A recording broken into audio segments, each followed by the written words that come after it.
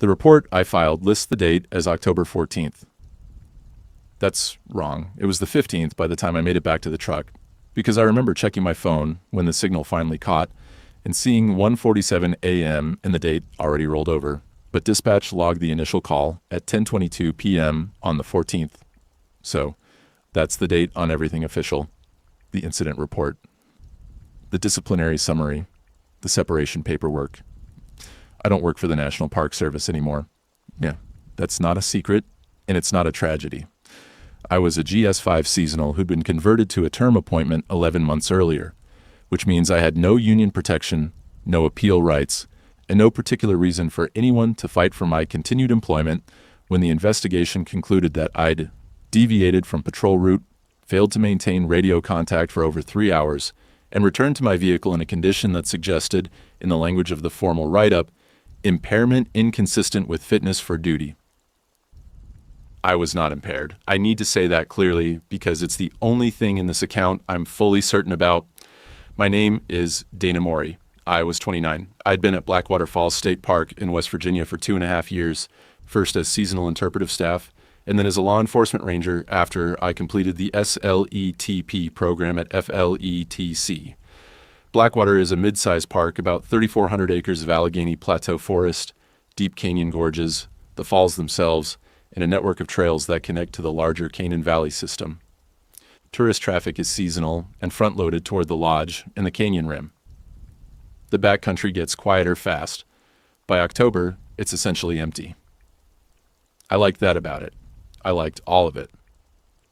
Honestly, the work suited me, the physicality, the structure, the radio discipline, the long hours of walking through forest that didn't require you to perform anything for anyone. I was good at it. My supervisor, Glenn Paris, told me more than once that I had the best trail sense of anyone on staff, which was generous considering I'd only been doing enforcement work for 11 months, but I think he meant it. I noticed things. That's always been true. My mother used to say I had a nervous system tuned about 2 clicks too high, which she meant as gentle criticism. I was a jumpy kid, a cataloger of sounds, the kind of child who couldn't fall asleep until she'd identified every noise in the house. As an adult, that same wiring made me a very effective ranger. I could tell you which section of Ellicala Trail had soft shoulders from the sound my boots made before I looked down. I could smell bear scat at 50 yards. That's relevant because the thing I can't stop thinking about isn't what I saw. It's what I heard and what I didn't hear. And the distance between those two things, which keeps changing depending on when I think about it. October in the Alleghenies is the last good season. The canopy is at peak color, but thinning fast, which means the light gets into places it hasn't reached since April. The forest opens up. You can see structure the actual architecture of the ridgelines, the drainage patterns, the places where old logging roads cross under second-growth tulip poplar and make these long, narrow corridors that look deliberate, like someone planned them. Most of them were planned, of course. Blackwater was logged aggressively between 1890 and 1920. The old growth is gone. What's there now is a convincing approximation. I was assigned to the Southern Patrol Loop that night, which covers the Dobbin House trailhead, the lower Ellicala connector, and a stretch of the Canaan Loop Road that we check because people park there after hours to drink. Glenn had asked me specifically to push farther south than usual because we'd gotten a report from a deer hunter. This was on adjacent Monongahela National Forest land about an abandoned campsite that might be on our side of the boundary. The boundary is poorly marked down there. It runs along an old railroad grade that's been reclaimed by forests so thoroughly that even with the GPS unit you can lose the line. I started at 6. Still light. I drove to Dobbin House, checked the trailhead register, walked the first mile of trail looking for anything off, found nothing, drove to the Canaan Loop parking area, found it empty, locked the gate. Then I pulled onto the forest road that runs south toward the park boundary and got out to walk the last section on foot, which is what Glenn and I had agreed I'd do. The forest road ends at a cable gate about 1.5 miles from the boundary. Beyond that, it becomes a 2-track that's been officially closed since 2016. It's drivable in dry weather, but the park doesn't maintain it, and there's a liability issue, so the cable stays up. I parked at the gate, logged my position on the radio. Dispatch confirmed at 6:48 p.m. and started walking south with my flashlight, my radio, my sidearm, and a paper map of the boundary survey that Glenn had photocopied from the 1987 plat. The walk was unremarkable for the first 40 minutes. The two-track follows a gentle ridge for about half a mile, then drops into a drainage that feeds eventually into the Blackwater River. The drainage is hemlock, one of the last stands in the park, not yet killed by the adelgid, and the light goes away fast in there even when there's still sunset on the ridge. By the time I was in the drainage bottom, it was functionally dark. I used my flashlight. The trail was soft, wet in places, and I could see boot prints that weren't mine, probably the hunters heading south and then returning. I followed them. They led to the campsite, which was exactly what the report described. A fire ring made of creek stones, a torn blue tarp strung between two hemlocks, and a scatter of trash that included bush light cans, a sheets wrapper, and a single boot, men's size 11 or 12, sitting upright next to the fire ring as if someone had placed it there deliberately. The site was on our side of the boundary by about 200 yards, based on my GPS reading, which meant it was our problem. I photographed everything, bagged the boot we were supposed to collect, abandoned personal items as potential evidence, and made a note to tell Glenn we'd need to pack out the rest. That should have been the end of it. I should have turned around and walked back to the truck. 50 minutes back, maybe an hour in the dark. I'd have been at the vehicle by 8:30, back at the office by 9, home by 9:30, making pasta, and watching whatever was on my laptop. Instead, I heard something. I need to be precise about this because precision is the only thing I have. It was not an animal sound. It was not a natural sound at all, in the sense that I could not assign it to any source I've been trained to recognize. It was a low, sustained tone, not a hum, not a drone, more like the resonance you hear when you run a wet finger around the rim of a glass, except it was coming from the south, from deeper in the drainage, and it was layered, multiple pitches, close enough together that they created a kind of interference pattern, a wavering. It lasted about 4 seconds. Then it stopped. I stood there in the hemlock drainage with my flashlight pointed south and my radio in my left hand, and I waited. The normal night sounds were all-present creek water over rocks, the small skittering of something in the leaf litter to my east, a barred owl about a quarter-mile north doing its full 8-note call. Nothing was wrong. The sound did not repeat. I pressed the talk button on my radio and said, "Dispatch, Ranger Maury on the southern 2-track. I'm at the boundary campsite. Heard something unusual in the drainage, south of my position. Going to investigate briefly. Shouldn't be more than 20 minutes." Dispatch, this was Kevin Lamb, who worked nights, said, "Copy. Check in at, let's say 7:45. Copy." I walk south.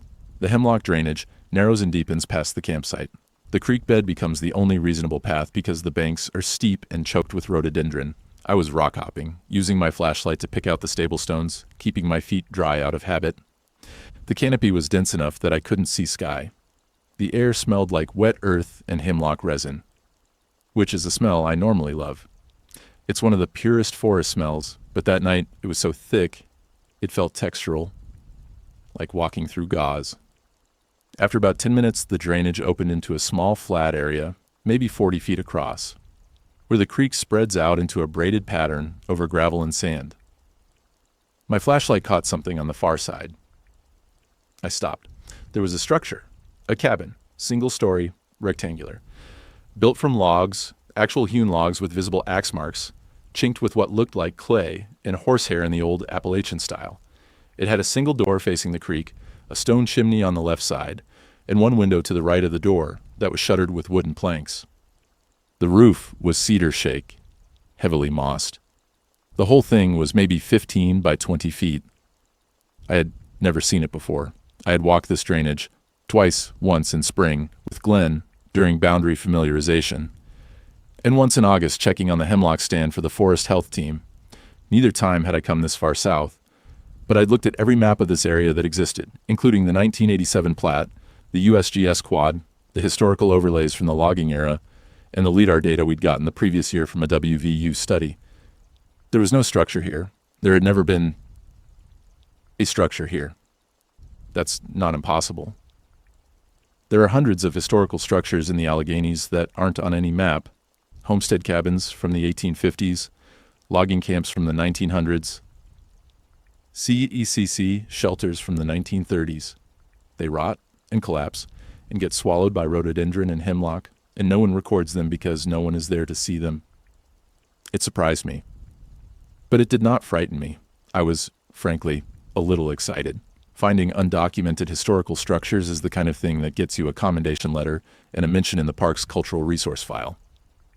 I crossed the creek and approached the door. The door was closed, but not latched. It was a plank door, hand-hewn like the walls, hung on hand-forged iron hinges that showed heavy rust. I pushed it open with my flashlight hand, keeping my right hand free near my belt out of training habit. The interior was a single room, dirt floor, hard-packed, a stone hearth built into the chimney wall, with an iron hook still embedded in the mortar for hanging a pot, a wooden bed frame against the back wall, no mattress, just the frame with rope webbing that had mostly rotted through, a table, small, square, with one leg shorter than the others so it tilted, one chair.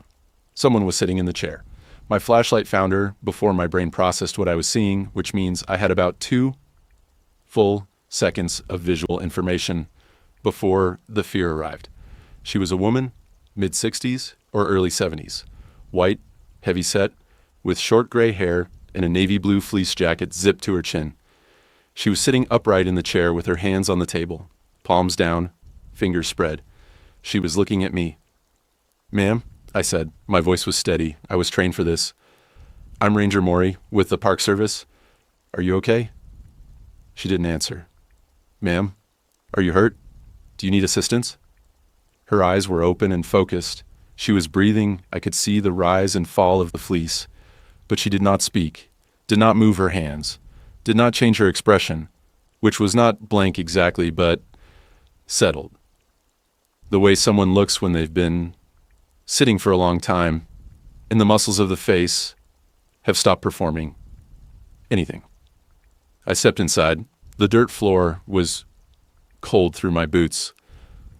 The cabin smelled like damp stone and something else, something vegetal, like the smell of a root cellar, potatoes that have begun to sprout in the dark. My flashlight swept the room. There was nothing else. No pack, no gear, no food, no water bottle, no shoes other than the ones she was wearing, which were white New Balance walking shoes, dirty but intact. "Can you tell me your name?" I said. "Nothing." "Can you tell me how you got here?" Her mouth moved. I saw the lips part and close, like she was chewing something very small, but no sound came out. Or, this is the part that I keep coming back to, sound came out.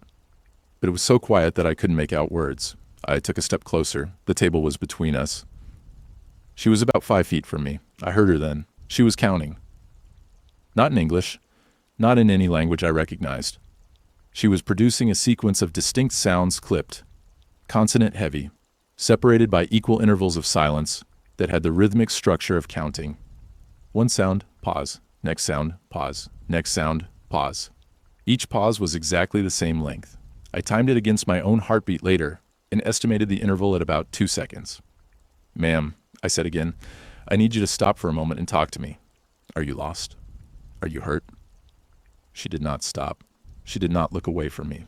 The counting continued, steady and measured, and I realized that what I'd initially taken for lip chewing was her forming these sounds, which required very precise mouth shapes, plosives, and fricatives that I couldn't reproduce, arranged in a sequence that never repeated, at least not in the time I was listening.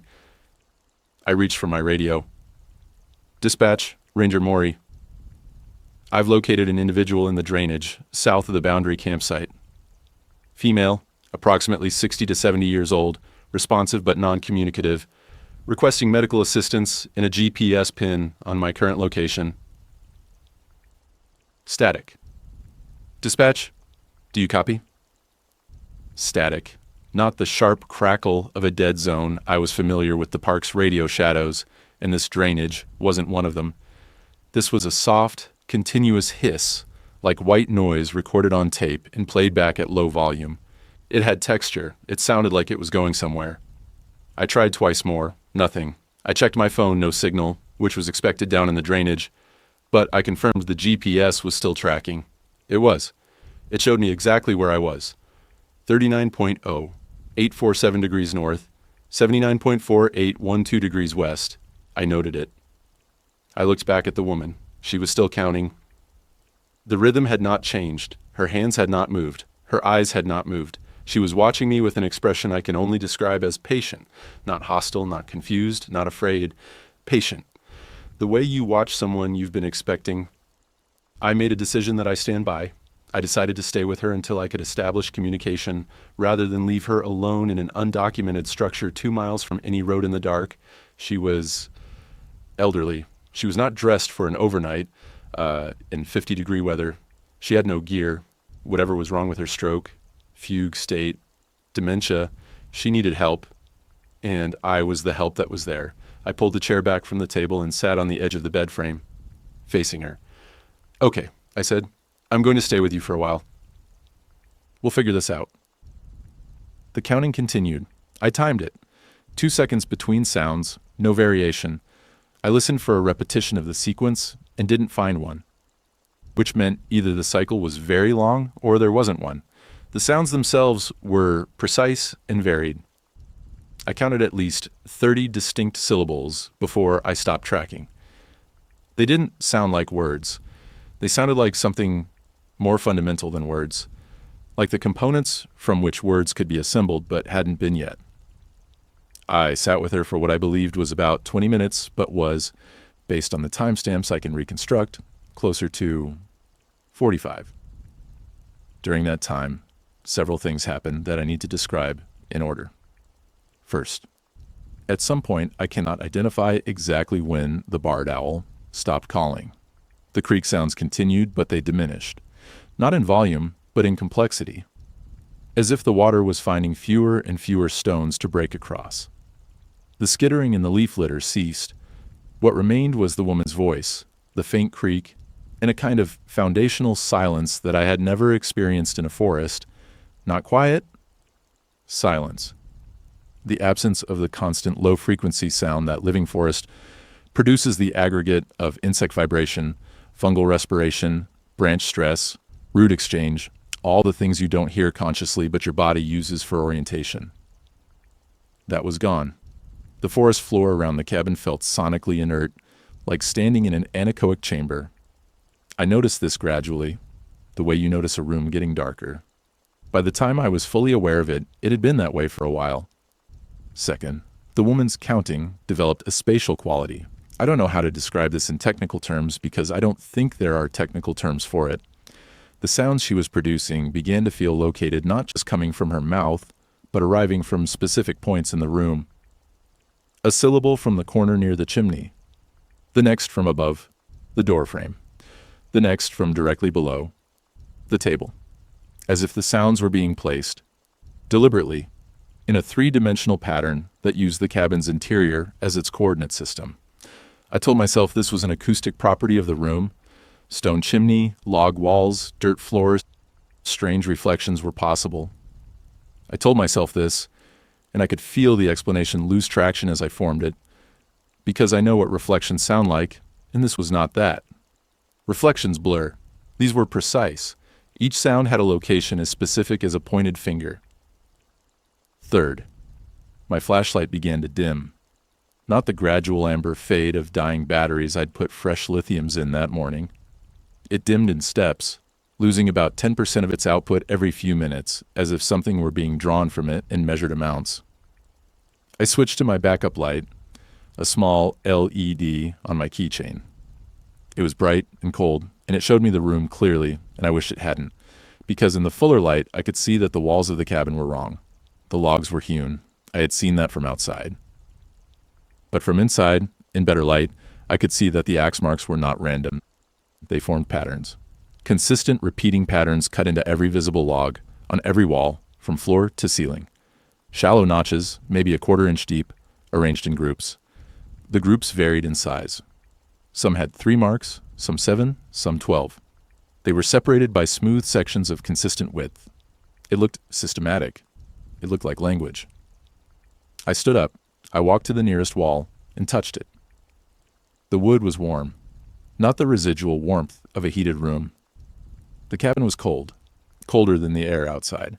The wood was warm the way skin is warm, the way living tissue is warm.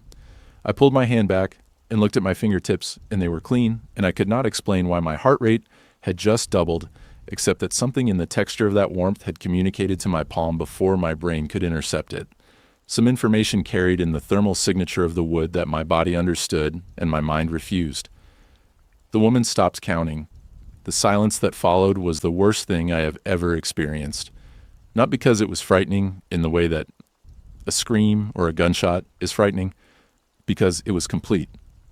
The counting had become, without my noticing, the last sound in the world. And when it stopped, the world went with it.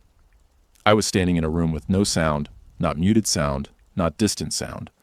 The absolute mathematical zero of sound, the kind that exists in a vacuum, that the human ear is not designed to experience and responds to, with a kind of biological panic, a wrongness that registers in the vestibular system as vertigo, in the gut as nausea, in the chest as the conviction that your heart has stopped.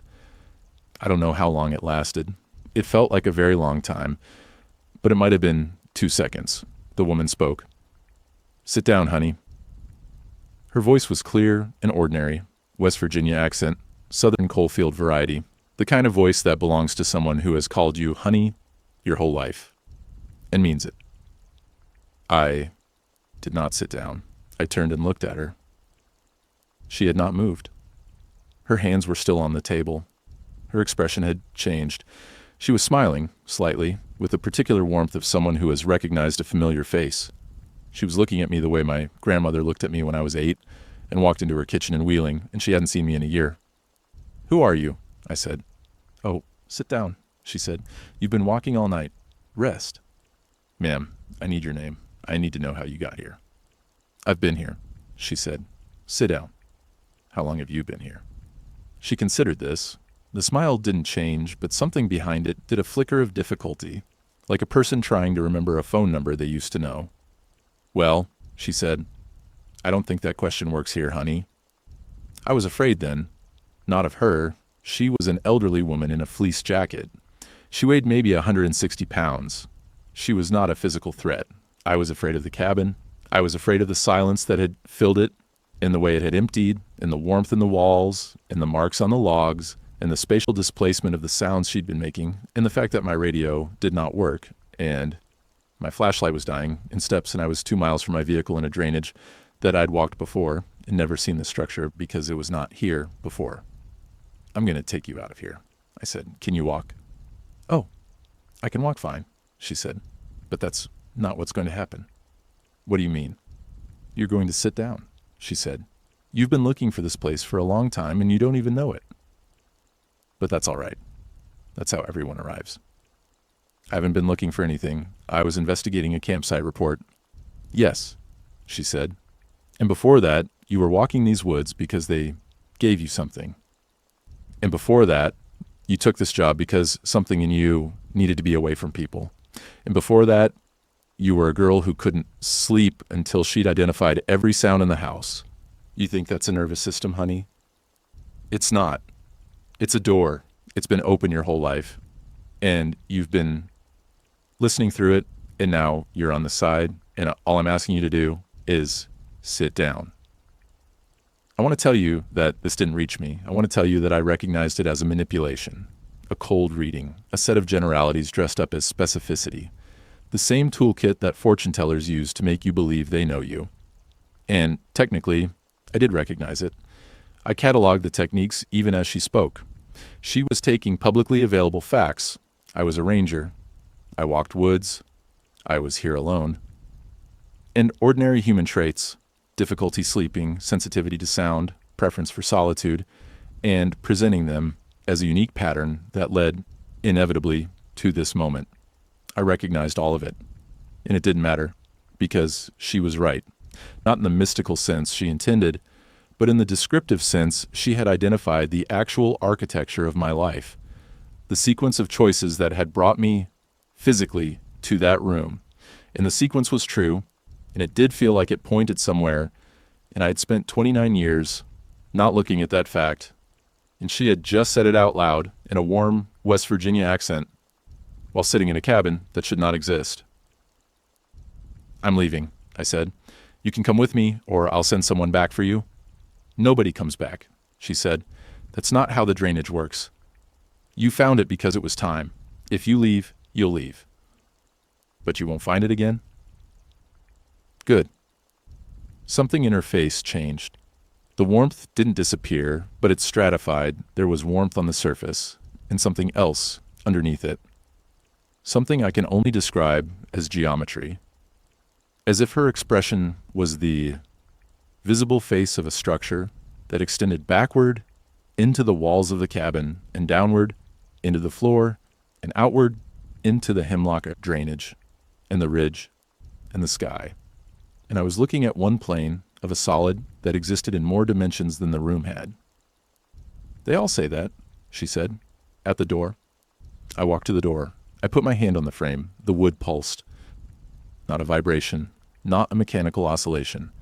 A pulse, like a heartbeat, like a single contraction of muscle, felt through my palm and up my arm and into my chest where it synchronized for one beat. One single beat with my own heart, and in that beat I heard the drainage. Not the creek, not the wind, the drainage itself, the geological structure, the shape of the water's path carved over 10,000 years into sandstone and shale. And it was not silent. It was not dead. It was so full of sound that no human ear could parse it into components. The way a chord played with every note on a piano simultaneously would register as noise, but would contain inside itself every song, one beat. Then my hand was off the frame, and I was outside, and the creek was a creek, and the hemlocks were hemlocks, and the air was 48 degrees and smelled like hemlock resin and wet stone, and I was walking. I walked north. I did not run. Running in a creek drainage at night on wet rocks is how you break an ankle and die of hypothermia. And I was a ranger, and I knew that. I walked fast and placed my feet carefully and used my keychain light because my primary flashlight had died completely at some point that I can't identify. And I counted my steps because counting was the only thing that kept me from hearing the thing I was walking away from, which was not the woman's voice or the counting or the pulse in the wood, but the silence. The silence was behind me like a physical pressure, a wall of nothing advancing at exactly my pace, never closing, never falling back, maintaining its distance the way a predator maintains distance when it has decided not to chase because it already knows where you sleep. I reached the campsite, I reached the 2-track, I reached the cable gate in my truck, and I got inside and locked the doors, and my hands were steady because I am a person whose hands stay steady when things go wrong, which has always been true, which the woman in the cabin had described as a door, which I refuse. My radio worked. My phone had signal. It was 1:47 a.m. on October 15th, and I had been gone for 7 hours. 7 hours. My subjective experience accounts for maybe 2.5. I've gone over the timeline again and again. I left the truck at 6:48 p.m. I reached the campsite at approximately 7:30. I walked south for maybe 10 minutes. After that, I was in the cabin for what I estimated as 45 minutes. I walked back, which should have taken an hour. That puts me at the truck no later than 9:45. The missing 4 hours are not in my memory. They are not in my body. I wasn't stiff, wasn't colder than expected, didn't have the deep ache that comes from sitting or standing still for 4 hours in October. The time simply isn't there. I called dispatch. Kevin had been trying to reach me since 7:45 when I missed my check-in. Glenn had been notified at 9 o'clock.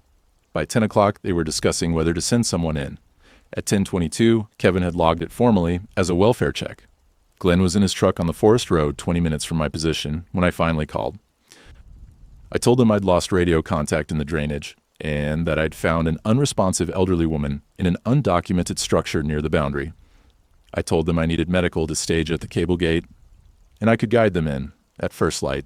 Glenn arrived at 2:15. He was angry in the specific way that supervisors are angry when they've been afraid for you, tight-jawed, clipped, relieved underneath it. He looked at me closely and asked if I was hurt. I said no. He asked if I'd fallen, if I'd lost consciousness, if I'd eaten anything unusual, if I'd been drinking. I said no to all of it. He asked why I looked like that. Like what? I said. He didn't answer right away. He turned on the cab light and looked at me, and I could see him deciding whether to say it. "You look like you've been crying for a long time," he said. "Your face is swollen." I touched my cheeks. They were dry. But he was right. The skin around my eyes was tender and puffy, the way it gets after prolonged crying, the kind that goes on for hours. I had not cried. I had no memory of crying. But my face had been doing something for those 4 missing hours that left the physical evidence of extended weeping without the emotional experience to match it. At dawn, Glenn and I went in with 2 EMTs and a seasonal ranger named Curtis. I led them down the 2-track, into the drainage, past the campsite, and south along the creek to the flat area where the drainage opened up. The flat area was there, the braided creek, the gravel and sand, everything exactly as I'd seen it. The cabin was not there. I'm not going to describe what that felt like because I think you can imagine it. So I walked the entire flat area. I crossed the creek 6 times. I walked the perimeter looking for foundation stones, rotted logs, any sign that a structure had stood there. There was nothing. The ground showed no compression, no disturbance, no charring from a chimney, no depressions where walls would have met dirt. The hemlocks on the far bank were continuous and showed no gaps where a clearing would have been made. The area was pristine in the specific way that undisturbed forest is pristine, not merely empty, but actively occupied by the things that grow in places where nothing has been built. Curtis and the EMTs looked at me with the polite discomfort of people who are recalibrating their assessment of a colleague in real time. Glenn looked at me with something worse concern, not for my sanity, for me, like he was seeing something on my face that I couldn't see myself. "It was here," I said. "Okay," Glenn said. "Let's head back." The investigation was brief and procedural. I was referred to the Employee Assistance Program. I was placed on administrative leave. The EAP counselor in Elkins listened to my account and documented it as a dissociative episode, possibly stress-related, and recommended a psychiatric evaluation, which I completed, which found nothing diagnostically significant except elevated cortisol and a sleep disruption pattern consistent with acute traumatic stress. The psychiatrist asked me if I was willing to consider the possibility that I had hallucinated the cabin and the woman. I said I was willing to consider it. I was not willing to believe it. My employment was terminated 2 weeks later. The official reason was the deviation from patrol route and the failure to maintain radio contact. The unofficial reason was that I had become a person who reported impossible things with calm conviction and showed no insight into the impossibility, which is a category of person that institutions cannot absorb. I moved back to Wheeling. I stayed with my mother for 3 months while I figured out what to do. I applied for other federal jobs, BLM, Forest Service, Fish and Wildlife, and got nowhere because my separation paperwork included the referral to EAP, and anyone who called Glenn for a reference would have gotten the truth delivered gently, which is worse than the truth delivered harshly because it implies pity. I'm working now as a code enforcement officer for the city of Wheeling, which is not what I wanted to be doing at 30, but which pays and which involves walking neighborhoods and noticing things, which turns out to be the transferable skill I have. I'm fine. I need to say that too. I'm not in crisis. I'm not deteriorating. I'm not obsessed. I go to work. I eat. I sleep. But I need to document some things that have happened since because they form a pattern, and I want the pattern to exist outside my own head, written down, before I make the decision I'm making. 3 weeks after I moved back to Wheeling, I went to the West Virginia State Archives in Charleston. I spent 2 days going through land records, timber company surveys, and county plat maps for Tucker County, where Blackwater Falls is located. On the second day, I found a surveyor's journal from 1903, handwritten, belonging to a man named Aldous Compton who worked for the Babcock Lumber Company. His journal described the drainage I'd walked. He called it Horse Thief Run, which is not its current name on any map. He described the hemlock stand, the braided flat, and a structure. One cabin of logs, well made, on the south side of the flat. Origin unknown. Not of company construction. Door was shut. I did not enter. The men would not approach, and I did not insist. Houseman said his grandfather knew of a woman who lived in the drainage before the war, and that she was still living there, in his time, which would make her above 100 years. I do not credit this, but record it. The war he's referencing is the Civil War. The grandfather would have been alive in the early to mid 1800s. The entry is dated July 1903. I found one more reference. A WPA folklore project from 1938, filed under Tucker County, in which an interviewer named Rose Callahan transcribed the following from an 81-year-old man named Thomas Garrity of Davis, West Virginia. There is a place down in the Horse Thief drainage where the hemlocks go dark, and there is a woman. She was there when my daddy was young, and she was there when I went looking, and she will be there when I am gone. She counts things. She counts everything that comes through. If you sit with her, she counts you, and then you belong to the drainage, and the drainage don't let go. I sat with her for a while, and I got up and left, and I've been leaving ever since. Every night, I leave that cabin. Every night. I read that twice, and then I closed the folder and sat in the archive, reading room, and looked at the fluorescent lights and listened to the hum of the HVAC system and tried to feel normal. The woman behind the reference desk asked if I needed anything, and I said no.